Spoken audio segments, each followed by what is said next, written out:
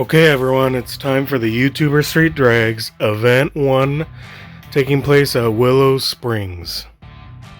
To remind everyone, at these events we're going to be running hard tires, which is basically a treaded tire, non-slick, non-drag radial street compound tire.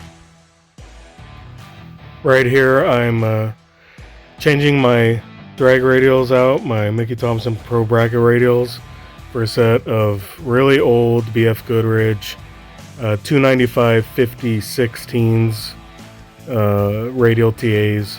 They have a 400 tread wear, so they're a little harder than the 220 regulation that we have on this event, but it's all I got. I don't feel like spending money on hard tires right now, or a different compound or anything like that. I just want to see what these will do. These are old, they have lots of tread on them, so might as well use them up drag racing. Let me know if you guys have used BF Goodrich radial TAs for drag racing and what results were. By the way, that silver spacer is a hub-centric spacer I use on the Jags race wheels for the Pro Bracket radials. They go on good, they're nice and tight. Hub-centric meaning the ring in the center aligns with the center of the wheel, so there's no wobble, so it's not relying on the lug nuts to center the wheel and the tire on the axle. Anyway, just thought I'd let you know about that. So at this point the race is becoming more real as the days get closer, and I know I need to make the changes. Wheel and tire combo look good. I was able to leave my front runners on, thankfully, for this event, because we were just worried about drive tires. Next thing to accomplish is carburetor. I noticed when firing it up a little bit before that my accelerator pump was kind of missing or had a shot of air in there, so I decided to take the Pro Systems 880 carburetor off and just replace the accelerator pump gaskets. Those things go out, especially with the ethanol and the fuel nowadays, so I keep a bunch of them in my inventory, carburetor parts. So it's a 10-minute job. I figured I'd show you kind of how to do it kind of quick. This particular day it started raining on me, and I love the way the car looks in the rain because it actually looks like it has shiny black paint, and it's very rare for me to see it like that, so I thought I'd take some beauty shots. Next thing on the agenda is I have a set of very restrictive Summit turbo mufflers, and I swapped them out for some Summit glass packs that are straight through. I'm hoping that new exhaust will help it sound better and give me a little bit more power. Right now I'm just checking kind of last minute things, any loose wires. I found that the fuel line was a little loose, so I zip tied it a little bit more secure. Just little things. I want to make sure that there's no failures or anything like that, and get it ready to go.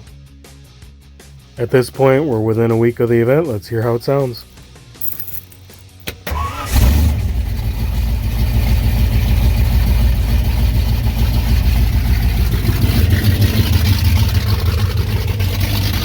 Let me know if you like the way this thing sounds. I'll share the part numbers if you are interested.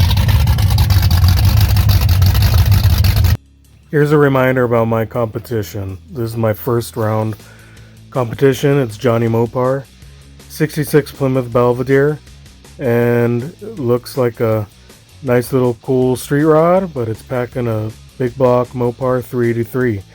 He downplays it as very mild, and it might be with hydraulic flat tappet and just a few upgrades, but it's done right. Runs well. He's raced it. It's reliable. It's got headers. Got all the right things that you need to go fast and have a little fun. One of the main reasons I think I should get Jonny Mopar is I have a slightly better gear ratio of the 308 and a posi, and he claims it's an open diff, so I think that's going to haunt him. Anyway, we're about to find out. It's time to load up the Firebird and head to Willow Springs. So it's going to be a beautiful Southern California day, warm, about 95 degrees. A little hot, but thankfully it's a night race, like 5 p.m. to 10 p.m. So here we go. We got here, 2.5 hour trip, and now our competitors are starting to pour in.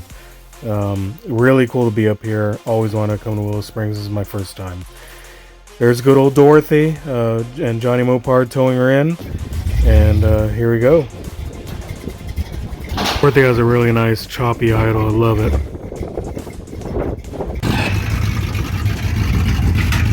Firebird doesn't sound too bad, does it?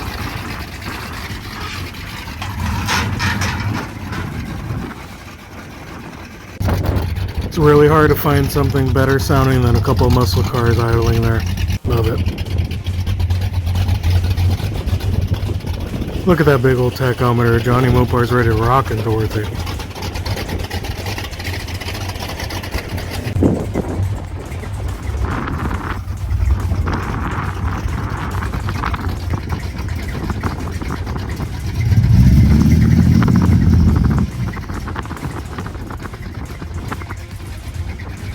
And here we go with Sorta Stock's 493 cubic inch big block hard swinger.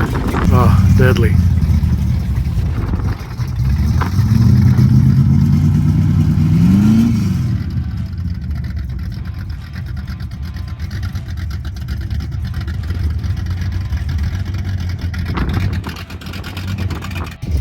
Great news is we all passed tech inspection, so we're all ready to rock and legal.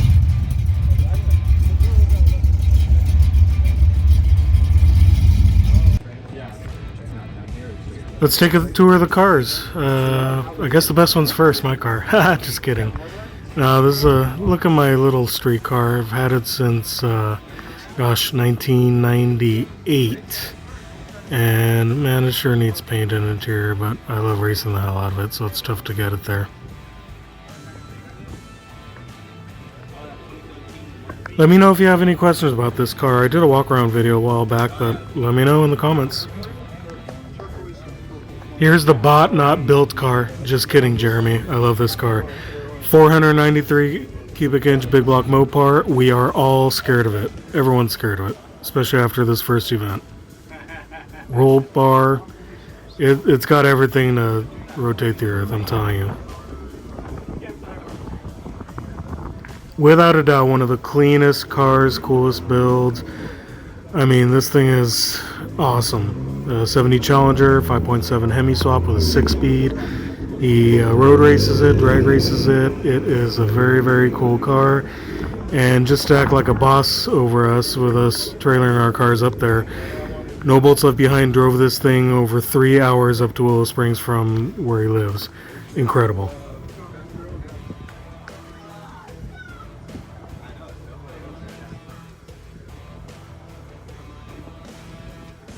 There's good old Doorthy. It was pretty cool to see her live and up close, and I'm getting worried. This is where the butterflies start coming.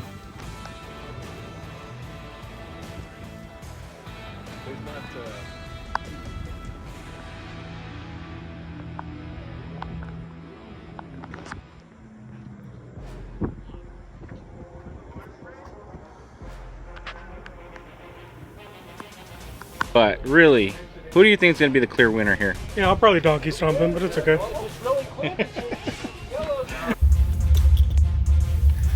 So this is business time. This is what I call the calm before the storm.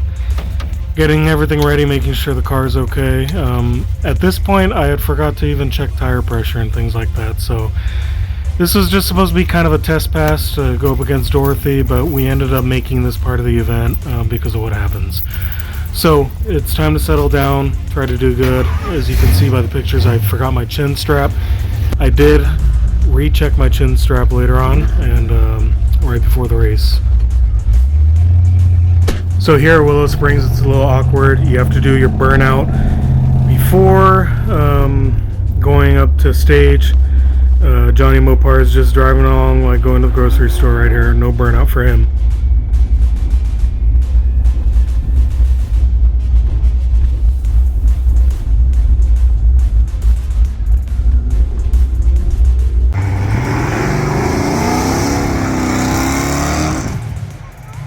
There's my burnout.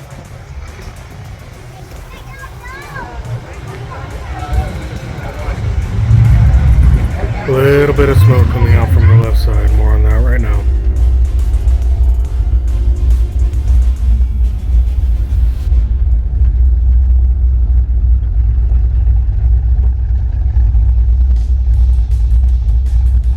And here we go. Here's round one, first race.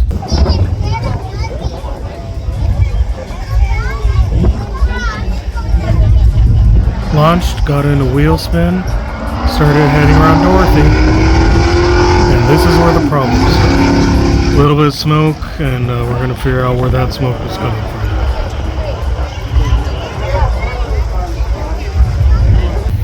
That little hesitation is losing traction. Got into it again, and then it wouldn't shift.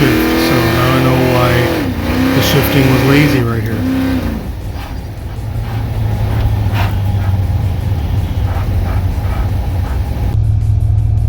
So Jonny takes me off the line.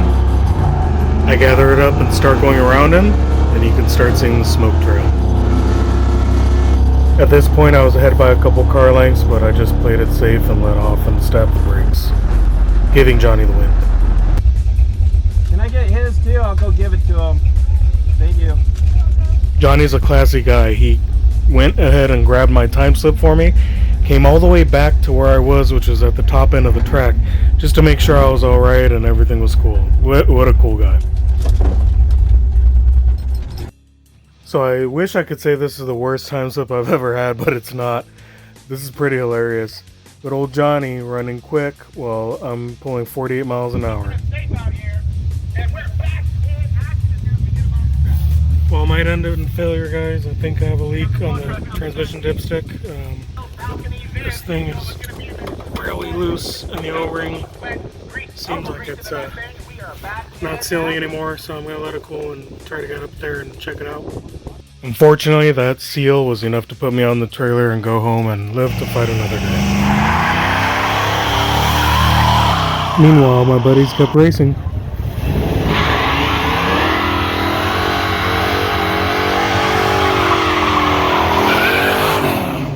No Bolts and Sort of Stock went at it for their series. Sort of Stock ended up beating No Bolts Left Behind to win his series. This run put Sort of Stock on top of No Bolts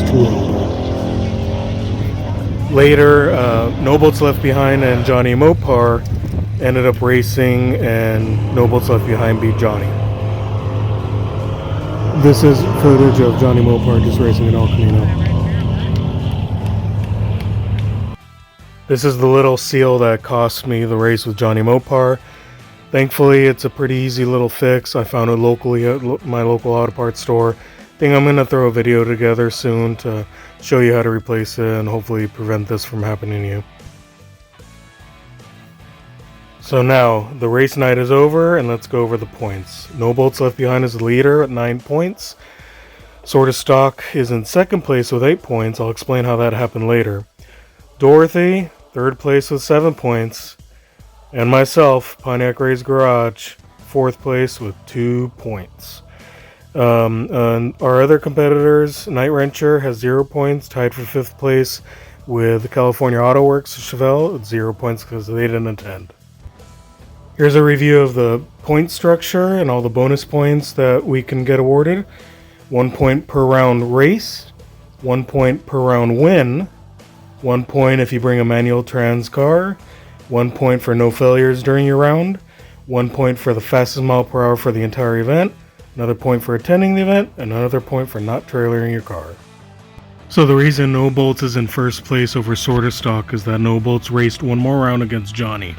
So me and Sort of Stock are down 1 round. Please give me some feedback on what you thought of this video, and thanks for your support for my Pontiac versus the world. Hopefully this little Firebird can do a little bit better next time. Bye.